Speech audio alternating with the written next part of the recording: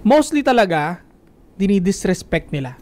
Pag nag-cheat na yung babae, may iba ng lalaki nakakausap, o kaya nasisibak na siya, o basta kinakausap niya na, doon na siya nang magdi-disrespect talaga sa lalaki. Kaya nga pag ano, 'di ba? Pag hindi na siya nagiinit sa kasi may nagpapainit ng iba. Parang ganoon, 'di ba? Oo, totoo. Kaya correct. may And term. madagdag ko ba, basta yun, mag-start yung disrespect sa akin ng sagad na hindi naman niya ginagawa noon, at wala rin naman akong ginawa sa kanya para mag-disrespect siya ng ganon. Parang nangangagat na siya bigla, nagtataka na ako noon. Parang bago pa tayo lumala, bago pa tayo magkasakitan ng damdamin, hinihiwalay ko na maayos, pare. Kumbaga gumagawa na ako ng paraan agad para, okay. Yung ano nga pare. Nag-cross ka na sa line. Totoo. Tsaka yung naiputan ka for sure ako pare dahil nga aminado rin naman ako, nangyari din sa akin yan. Ang nakita ko na lang is yung cheating. Pero for sure ako pare, mag-a-agree ka. Before natin na-discover yung cheating, na-disregard kasi natin yung maraming disrespect signs niya. Yeah. Na-disrespect na tayo niya nung una eh. Yeah. Diba? So, again, naniniwala ako pare, hindi na ako magugulat kung mabalitaan natin na